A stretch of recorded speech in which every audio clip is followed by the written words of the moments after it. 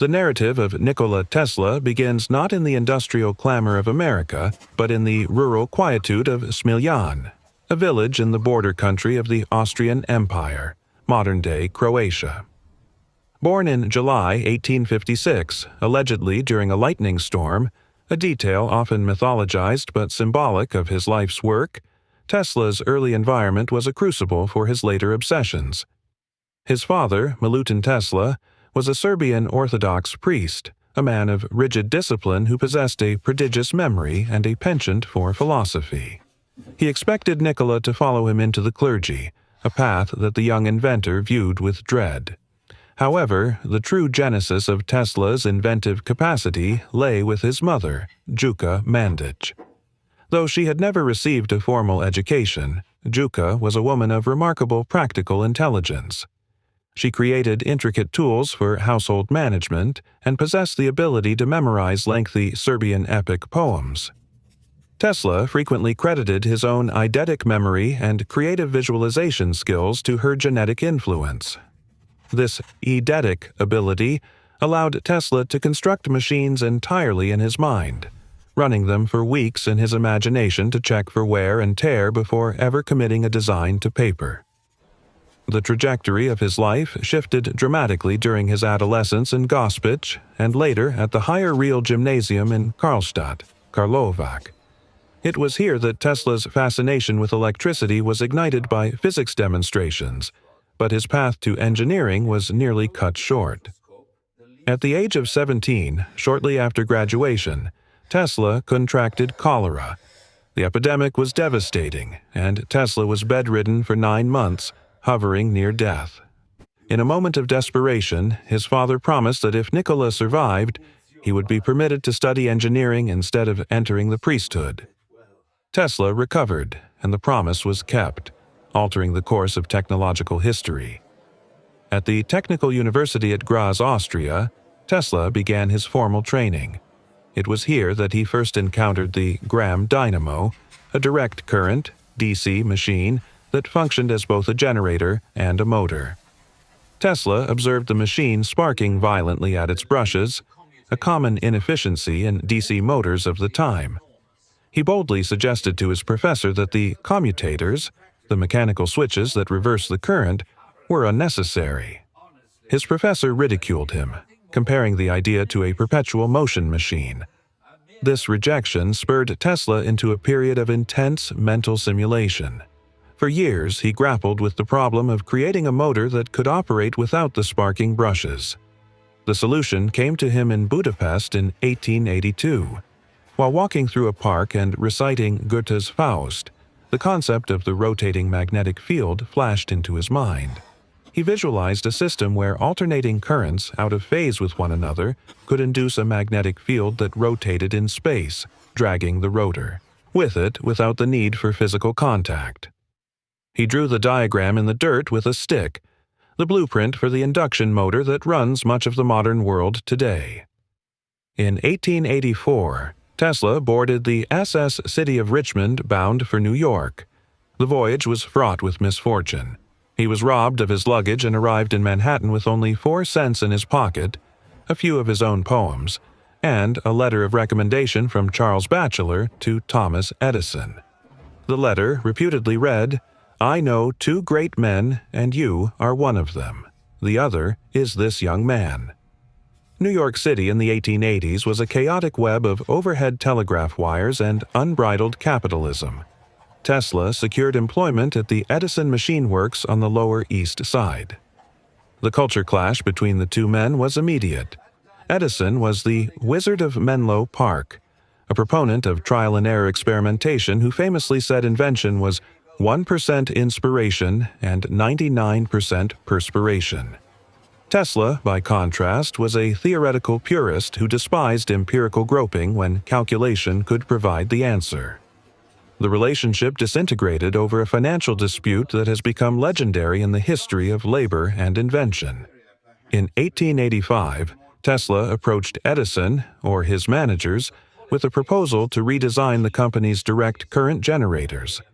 These machines were inefficient and prone to breakdown.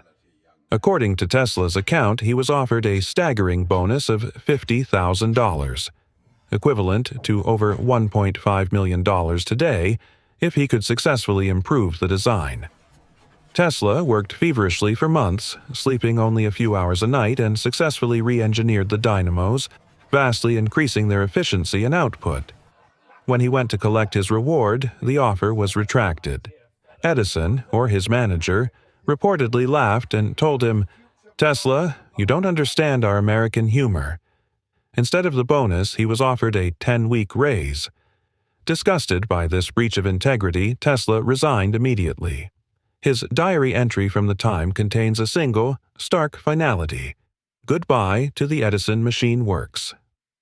For a time, the brilliant engineer was reduced to digging ditches for $2 a day to survive the winter, a period he described as the most painful of his life. Tesla's fortunes turned when he partnered with George Westinghouse, an industrialist who saw the potential of alternating current, AC. Unlike Edison's DC, which could only be transmitted a mile before losing power, requiring power stations on every corner, AC could be stepped up to high voltages by transformers, transmitted over thin wires for hundreds of miles, and then stepped down for safe residential use. This technological superiority sparked a vicious propaganda war known as the War of the Currents.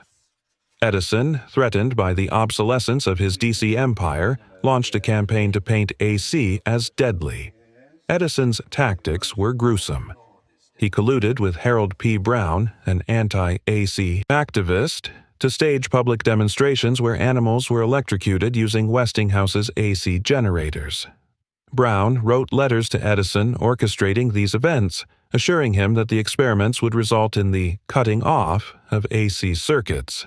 Stray dogs, calves, and even a horse were killed to prove the dangers of AC. This culminated in the invention of the electric chair, which Edison campaigned to have powered by AC, hoping the term Westinghousing would become a synonym for execution. The macabre theater reached its peak with the death of John Feeks, a Western Union lineman who was electrocuted by a short-circuited AC wire in Manhattan. His body hung in the tangled wires for nearly an hour, sparking and burning before a horrified crowd. Edison used this tragedy to bolster his claims, but the technical superiority of AC was undeniable. Despite the smear campaign, Tesla and Westinghouse triumphed. The turning point came when they won the contract to light the 1893 World's Columbian Exposition in Chicago, and subsequently the contract to harness the hydroelectric power of Niagara Falls. To combat the fear-mongering, Tesla began performing his own magic shows. At Columbia University in 1891, and later in other venues, he would stand on a stage in a tuxedo and white tie.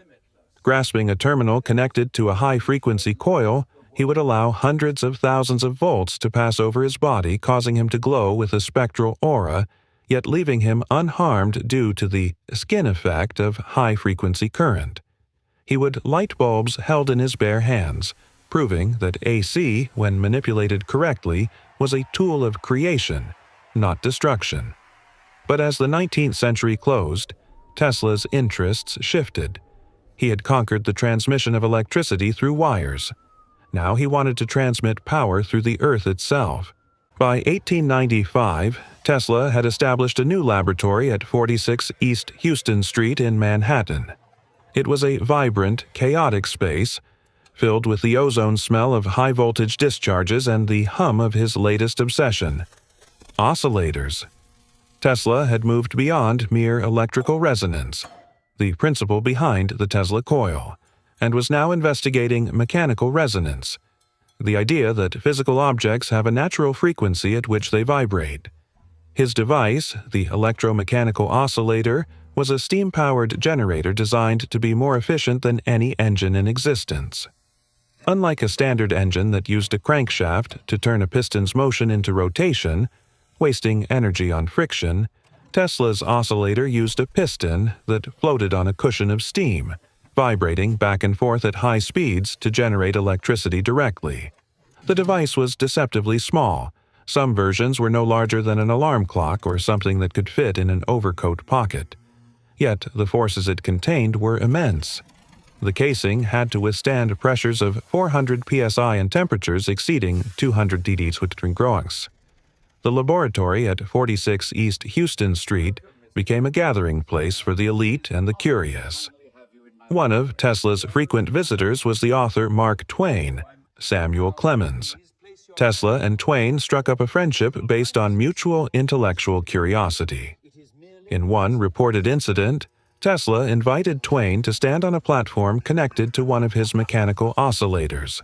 Tesla warned Twain not to stay on it for too long, but the writer, enjoying the vibrating sensation, refused to step off. After a few minutes, the resonance had a specific physiological effect on the human body. It acted as a powerful laxative. Twain suddenly leaped from the platform and rushed to the restroom, much to Tesla's amusement. While humorous, this anecdote demonstrated Tesla's growing mastery over the physical effects of vibration. Tesla's ambitions grew. He theorized that the Earth itself was a conductor of resonance. He believed that if he could strike the Earth at its resonant frequency, he could transmit mechanical energy through the crust to any point on the globe. He described the Earth as a perfectly elastic spheroid, and famously boasted that with a machine the size of a pocket watch attached to the right spot, he could split the planet in two. This philosophy was Archimedean. Give me a lever long enough, frequency, and a fulcrum, resonance, and I shall move the world. The culmination of this research occurred on a specific day in 1898, though recounted by Tesla years later in 1935. Phase 1. The setup. Tesla was alone in the lab, or arguably with his assistant George Scherf. He took a small version of his oscillator and clamped it to an iron support pillar in the center of the basement. This pillar was not just part of the building. It was driven deep into the sandy foundation of Manhattan, connecting the building to the bedrock below. Phase 2. The tuning Tesla opened the air-to-steam valve. The piston began to oscillate. Click, clack, click, clack. He adjusted the frequency, searching for the tone of the steel pillar. He was trying to match the natural vibration of the structure. Phase 3. The accumulation resonance is cumulative. Like pushing a child on a swing, each small vibration added to the previous one. Suddenly, the pillar began to hum. The vibration was not contained. It traveled down the pillar, into the ground, and began to radiate outward through the dense soil of the neighborhood. Phase 4. The local panic. In the surrounding tenements of Little Italy and Chinatown, the effects were immediate. China fell off shelves. Windows rattled in their frames. The police headquarters on Mulberry Street began to shake, confusing the officers who knew New York was not a seismic zone. The disturbance was localized but violent. Reports flooded in of an earthquake. Phase 5. The feedback loop. Inside the lab, the situation turned critical. The oscillator had locked into the resonant frequency of the building itself. Heavy machinery bolted to the floor began to dance and tear loose. Plaster cracked from the ceiling. Tesla realized the building was entering a self-destructive feedback loop. He attempted to shut off the device, but the intense vibration had jammed the controls. The building was groaning, minutes away from collapse. Phase 6. The intervention. Outside, the police traced the disturbance to the known laboratory of the Mad Wizard. 2 officers rushed the building, sprinting up the stairs, or into the basement, to stop the experiment. Inside the shaking laboratory, amidst a cloud of falling plaster and the deafening roar of the vibrating iron, Tesla realized he had lost control. The police kicked open the door, their eyes wide with terror at the scene of the vibrating chaos. Tesla, seeing no other option to save his life and the building, grabbed a heavy sledgehammer leaning against the wall. He swung it high over his head, aiming for the casing of the unstoppable machine. Following the events of 1898, Tesla turned his sights toward a world system of wireless transmission. He believed that just as he had vibrated the building, he could electrically vibrate the atmosphere to transmit not just signals, but power. In 1901, he secured backing from the titan of Wall Street, J.P. Morgan. Morgan invested $150,000, approximately $5.6 million today, in Tesla's new project, Wardenclyffe Tower on Long Island. Tesla hired the famous architect Stanford White to design the laboratory and the tower. The structure rose 187 feet into the air, topped with a massive 55-ton steel cupola, hemisphere. Beneath the tower, a shaft plunged 120 feet into the ground, with iron pipes driven another 300 feet down to grip the earth. Tesla's goal was ambitious: a global communications network. He promised Morgan he could send secure messages, stock quotes, and pictures to any point in the world, a premonition of the Internet. When wireless is fully applied, the Earth will be converted into a huge brain, Tesla told Morgan. However, Tesla had a secret secondary goal: wireless power. He intended to demonstrate that electrical power could be transmitted without wires, rendering coal and oil obsolete. This was his fatal error. Morgan, a monopolist who profited from copper wires and rubber trees, reportedly asked, "If anyone can draw on the power, where do I put the meter?" While Tesla built his expensive tower, Guglielmo Marconi was using simpler, cheaper technology to send radio signals. On December 12, 1901, Marconi successfully transmitted the letter S across the Atlantic. The world cheered Marconi. Tesla was left with an unfinished tower and a disgruntled investor. When Tesla admitted to Morgan that the $150,000 was not enough and that his true goal was power transmission, Morgan felt deceived. He refused further funding. In a crushing letter, Morgan stated, "I have received your letter, and in reply would say that I should not feel disposed at present to make any further advances." Tesla's desperation is palpable in his correspondence from this period. He pleaded, "Will you help me, or let my great work, almost complete, go to pots?" Morgan remained silent. Other investors, seeing Morgan's withdrawal, treated the project as radioactive. The years following 1905 were a slow, agonizing decline for Wardenclyffe. The workers were fired. The engines grew cold. Tesla visited occasionally, a ghost haunting his own dream. By 1915, Tesla had accrued significant debt at the Waldorf Astoria Hotel, where he lived. To satisfy this debt, he signed over the deed to Wardenclyffe. In 1917, the final blow was struck. The new owners, seeing the tower as valuable only for its scrap metal, ordered it demolished. Dynamiters brought the great lattice structure crashing down. Tesla, watching from a distance, or hearing the news in the city, was heartbroken. He later wrote, "It is not a dream. It is a simple feat of scientific, electrical engineering, only expensive.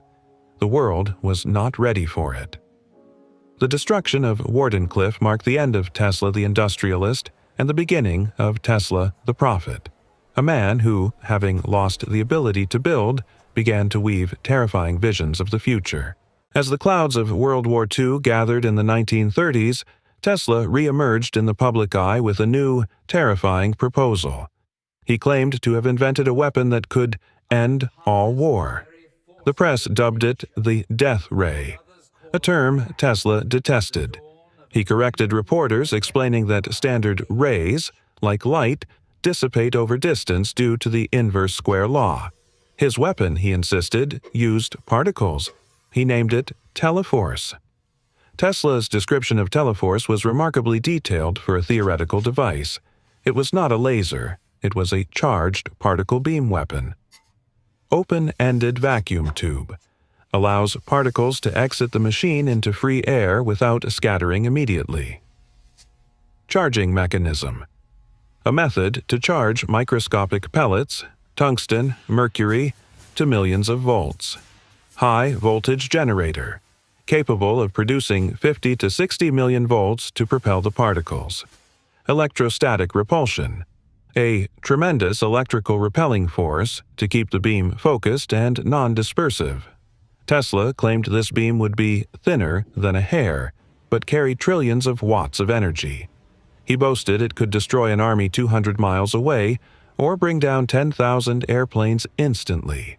He envisioned it as a purely defensive weapon, an invisible Chinese wall that would make invasion impossible, thus enforcing world peace through mutually assured destruction, MAD, decades before the Cold War. Desperate for funds and eager to aid the Allies, Tesla shopped his superweapon to the world's governments. The United Kingdom. Tesla approached the British War Office. His claims were reviewed by Sir Robert Watson-Watt, the pioneer of radar. Watson-Watt was tasked with investigating reports of death rays, including German claims. While Watson-Watt correctly concluded that a death ray was not currently feasible with 1930s technology, the investigation into radio detection directly led to the development of radar, which saved Britain during the Blitz. Thus, Tesla's failure inadvertently sparked a crucial victory. The Soviet Union. Amtorg, the most substantive negotiation occurred with the Soviet Union. In 1935, Tesla negotiated with the Amtorg Trading Corporation, a Soviet front company in New York. Documents declassified decades later reveal that Tesla met with Soviet agents and engineers. He provided them with plans and specifications for the particle beam. In return, Tesla received a payment of $25,000, approx. $550,000 today. This sum kept him afloat in his final years.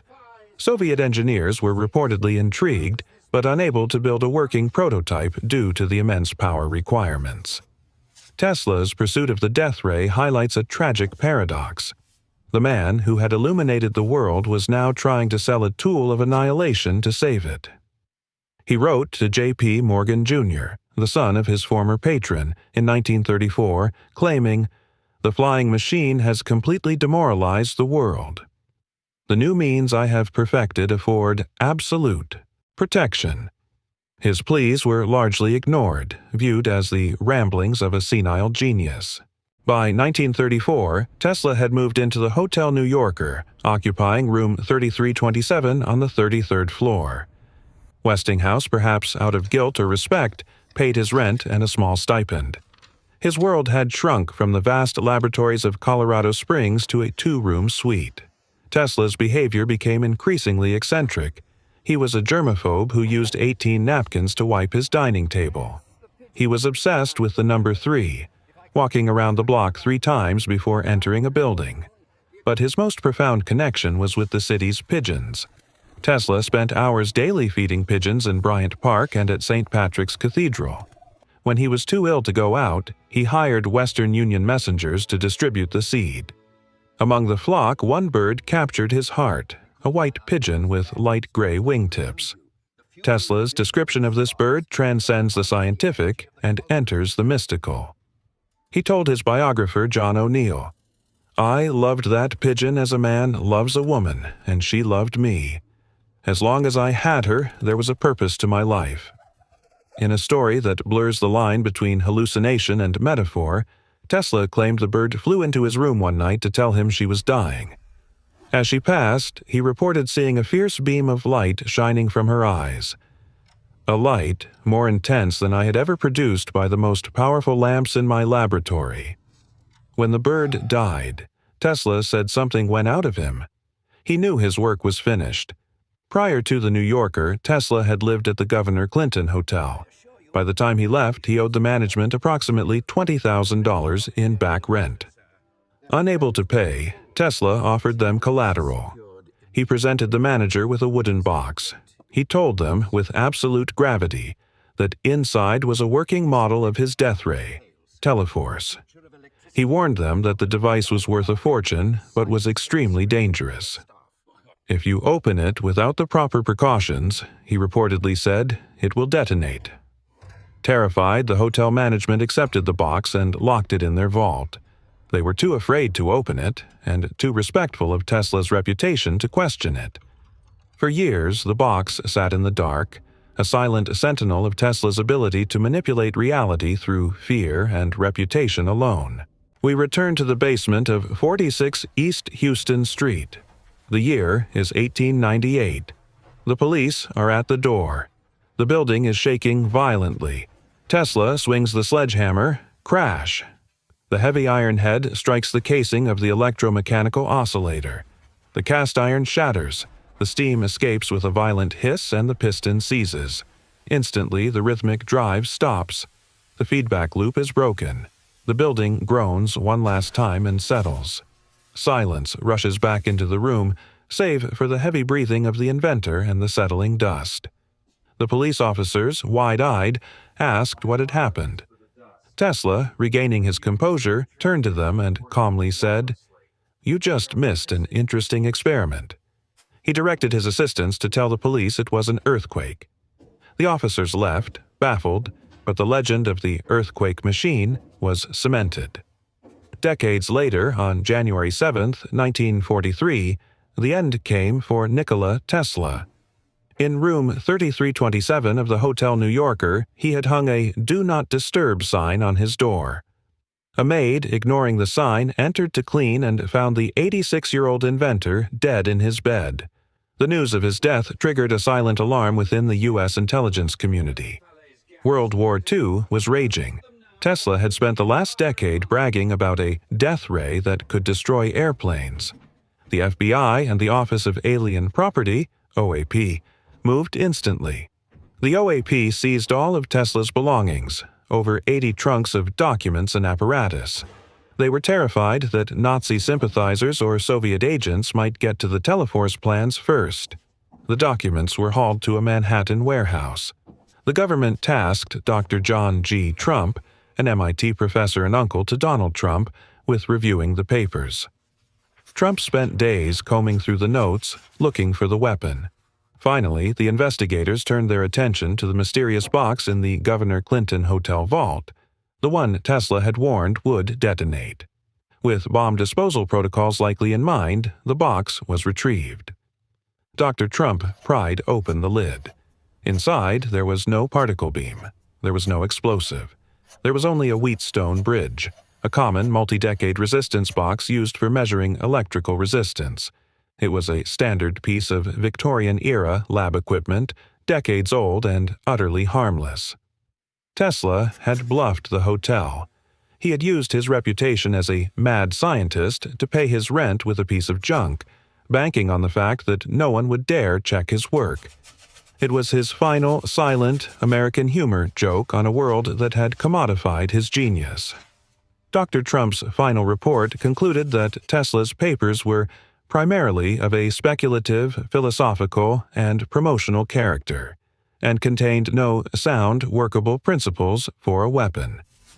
However, history suggests Trump may have been dismissing the engineering feasibility of 1943, not the physics. Decades later, under the Reagan administration, the Strategic Defense Initiative, SDI, or Star Wars program explored particle beam weapons that bore a striking resemblance to Tesla's Teleforce concepts. While Tesla never built the weapon, his understanding of directed energy was, as always, half a century ahead of his time. In the end, Tesla's legacy was not one of destruction, but of resonance. He showed that the world is connected, by wires, by waves, and by the shared vibration of human ambition. He died a pauper, but he left a civilization powered by his dreams.